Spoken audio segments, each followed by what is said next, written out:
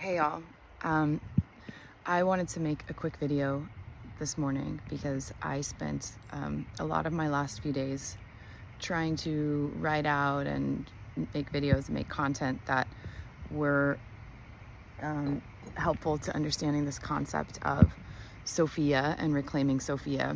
And what I find that's typical of me is that I have so much to say about it that it's hard to break it down into social media bite-sized pieces. But that is the task that I've signed up here for here, and so is what I'm going to try to do. I'm grateful to everybody who's following along on this yet another kind of like crazy project that I'm doing, and grateful to people who are already kind of prodding me to talk more about it. Because I can get a little bit lost in my thoughts. So here's what I want to say about why this is reclaiming Sophia. Sophia is a concept that is at the heart of Western civilization. And it's a concept that is both extremely informative and foundational in philosophy, philosophia, lovers of Sophia, Sophia meaning wisdom in Greek.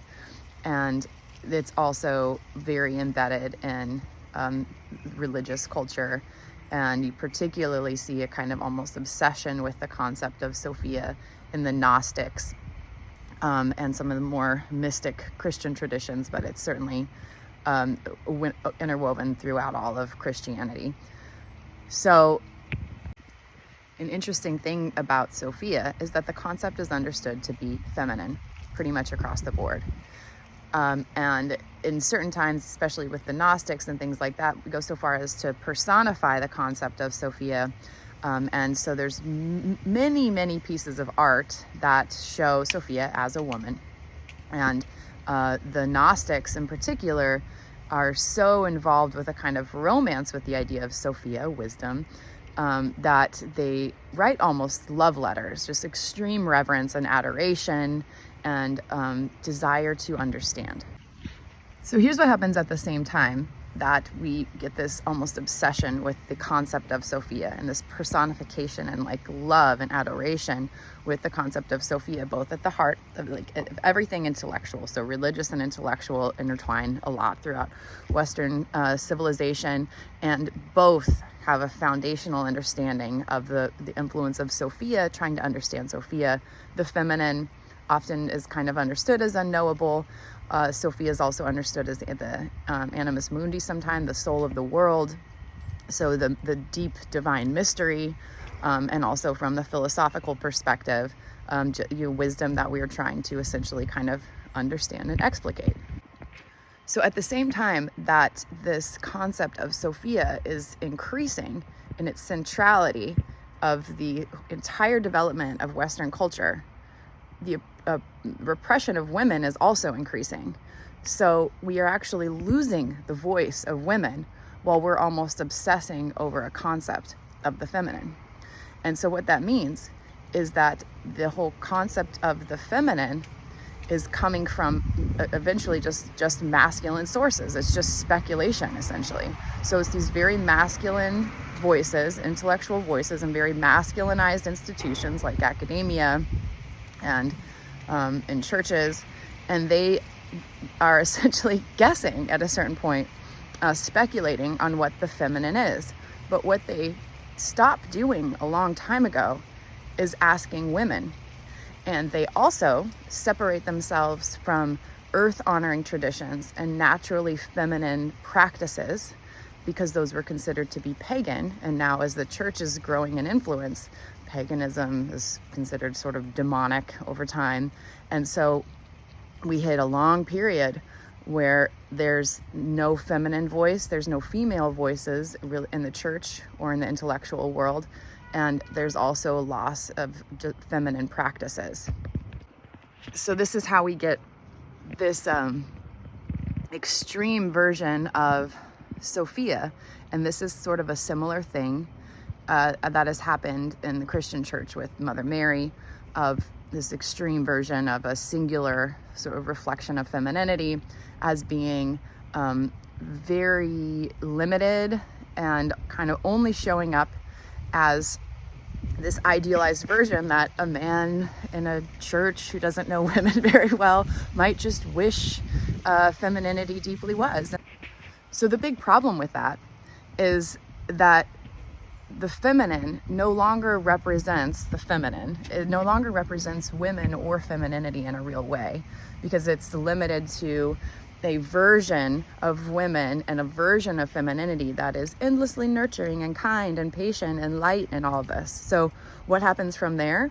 Well, fast forward to this day and age, and women are reclaiming the shadow space and reclaiming the earth space, and women are trying to balance out, unconsciously largely, but balance out what's happened in culture, where we've lost this huge piece of what it means to be feminine and what it means to be woman. So while there are a lot of women's circles and wild women circles and things like that these days that do a lot for a lot of women in terms of just trying to remember this aspect of ourselves that has been culturally forgotten, that's not the good idealized Sophia, that's not represented in the Mother Mary, that is darker and more intense and very kind of shadow related. And that women are finding that power and that earth connection, and remembering the place of ritual in culture and how we hold that and nurture that, and women are finding community, and that's wonderful. But what's not happening is that that's not being reconnected to culture generally. This is happening and still in a very divided and separated space. So by doing this in a way that's still totally separated from dominant culture, and not having the core belief or memory, not remembering that these practices, these deep women, earth honoring feminine practices, are part of culture and necessary for cultural development, and must be woven into our policy making and our value making. By forgetting that, we are still doing exactly what our ancestors had to do in the Middle Ages that we were trying to redeem them for, which is our feminine, our female ancestors having to go into the woods and do our ritual and our deep and our shadow work separately from society. So when we as women are reclaiming this space, this wild space, this darker space, this shadow work, but we're still doing it totally independent of the rest of culture, we have only succeeded in doing half the work. We have just taken ourselves back to the Dark Ages, where women do this work separately, and it's sort of neither understood or respected, and it certainly doesn't have the influence in culture that it is meant to in a healthy culture. What we have yet to remember culturally, and what this project is really about, is that feminine voice, that type of wisdom, actually has a central place and is needed in political discussion, in intellectual discussion, and that until that is reconnected, we cannot move forward. So the next step in progress for women and for culture is to reintegrate the feminine into the masculine. A masculine patriarchy is a symptom of not just a male-dominated culture, but a hyper-masculinized culture.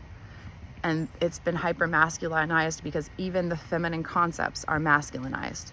So it is our job as women who are now reconnecting with these wisdom traditions and starting to remember how to hold and share this wisdom. It's our job now to go back and reclaim that space of Sophia as the voice of women, meaning it is time for us to reclaim, with this type of feminine wisdom, spaces in the political world, spaces in academia, spaces in culture, and to be able to show up for those spaces, not just as a masculinized woman who can play the game, which has certainly happened a lot, but as women who are carrying the wisdom traditions, so that we can start to reclaim and honor Sophia as she is supposed to be in a healthy culture. Okay, if you've watched all this, thank you. This is a lot, I know, and I love working with people. I do sometimes have a hard time breaking it down simply. I am very open to your questions, and thank you for bearing with me. I literally just woke up and felt that I had to share this with you. Sometimes this is just how I roll.